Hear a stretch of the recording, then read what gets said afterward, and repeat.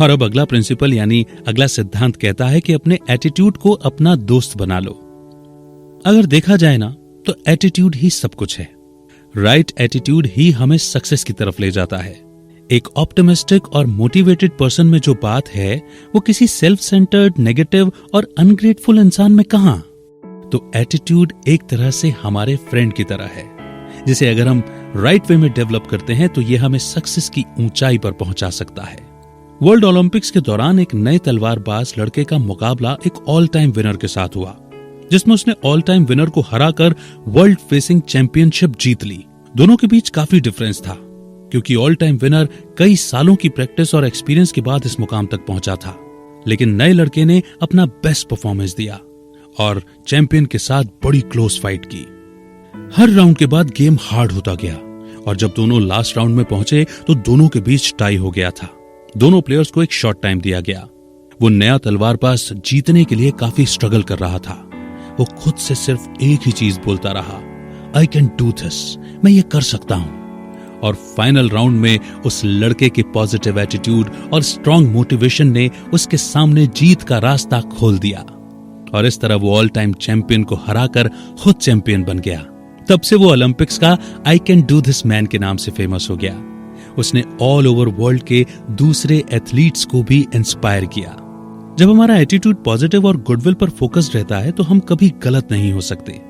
हमें हर हाल में सक्सेस मिलेगी। हमारा एटीट्यूड ही हमें मैक्सिमम इफेक्टिवनेस की तरफ ले जाता है और हमारे करियर और लाइफ में गुड रिजल्ट्स जनरेट करता है। नेक्स्ट प्रिंसिपल यानी कि सिद्धांत कहता है कि थिंक राइट टुवर्ड्स पीपल। जिन लोगों के अपने फैमिली और फ्रेंड्स के साथ बेस्ट रिलेशनशिप होते हैं वही लोग सबसे ज्यादा खुश रहते हैं, या यूं भी बोल सकते हैं कि हैप्पीएस्ट लोगों के ही बेस्ट रिलेशनशिप होते हैं। अपने आसपास के लोगों के साथ कनेक्शन हमारी सक्सेस में इतना इंपॉर्टेंट है कि हम दूसरों को कैसे ट्रीट करते हैं ये चीज हमें डीपली सोचनी चाहिए।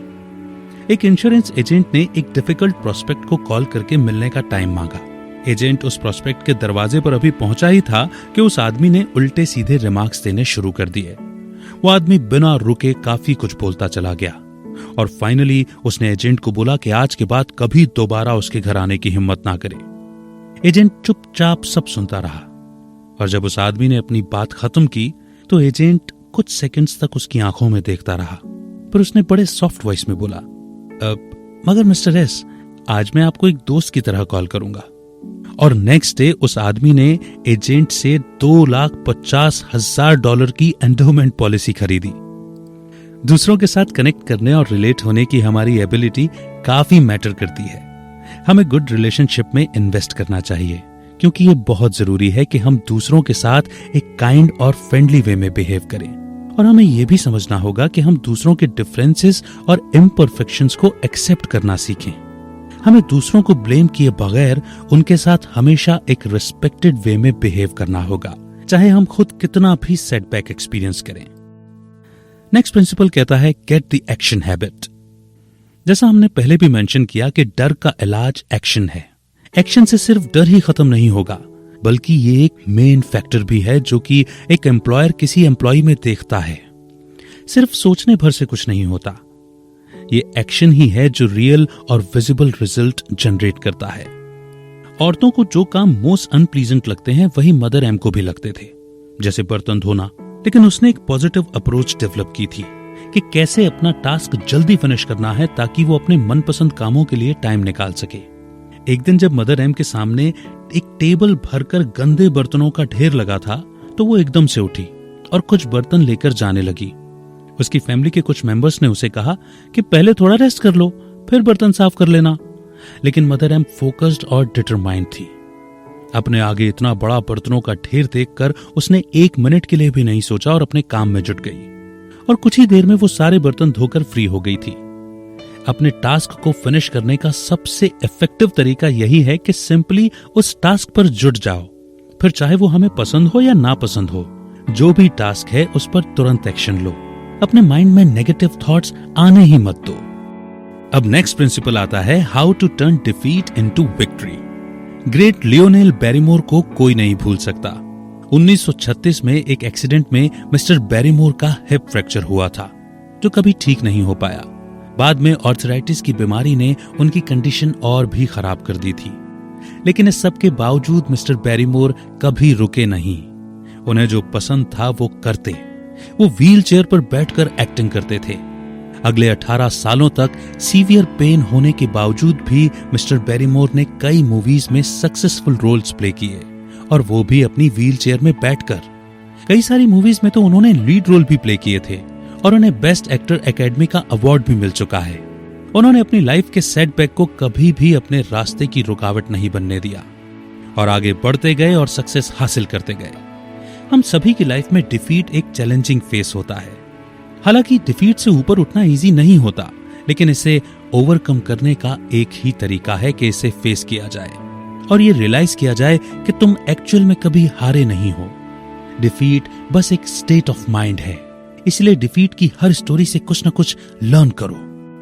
चीजों को पॉजिटिव लाइट में देखने के लिए खुद को ट्रेन करो और डिस्करेजमेंट की फीलिंग को डिस्ट्रॉय करो। आप काफी कुछ सीख सकते हैं जब आप ये रियलाइज करेंगे कि डिफीट असल में कोई अच्छी स्टेट नहीं है, इसीलिए इस स्टेट से बाहर निकलने की कोशिश करो। नेक्स्ट प्रिंसिपल कहता है, use goals to help you grow. Goal एक ऑब्जेक्टिव या पर्पस होता है, और एक डिजायर भी होती है, और एक प्लान भी जिससे हमें सक्सेस अचीव होती है।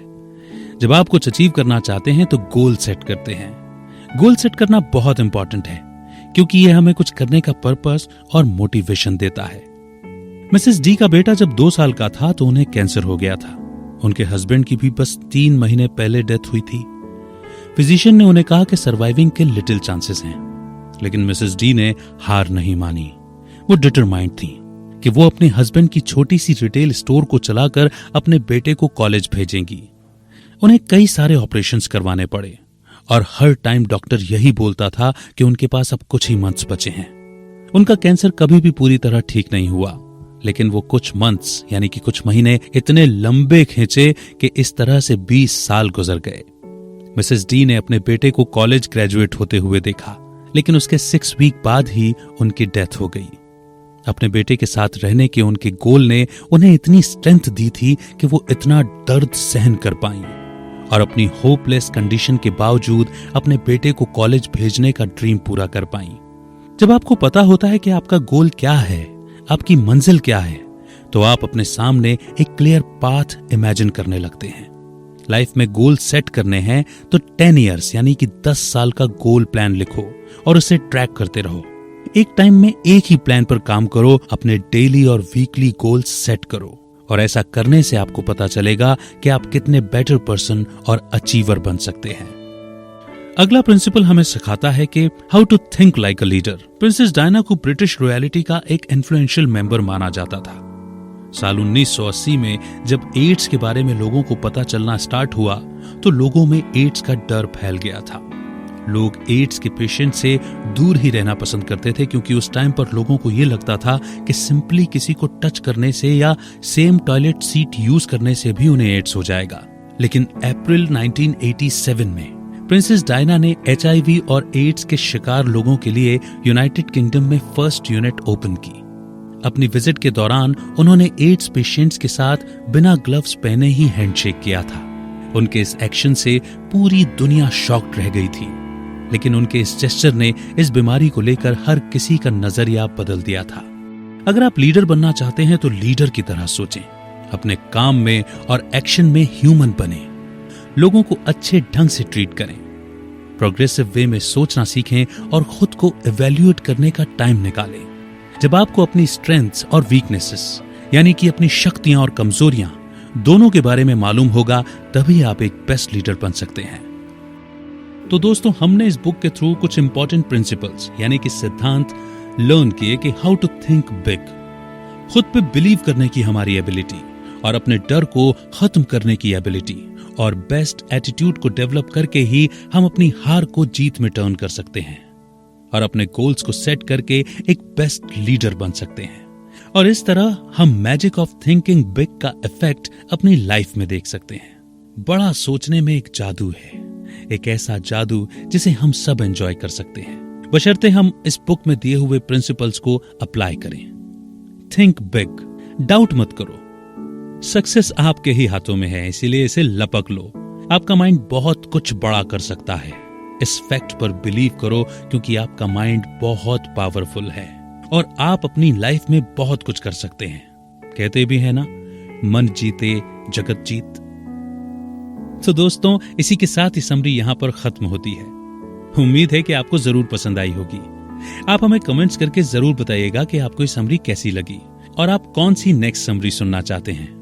अगर आपको हमारी मेहनत पसंद आई है तो आप अपना प्यार हमें दिखा सकते हैं गूगल प्ले में रिव्यू देकर।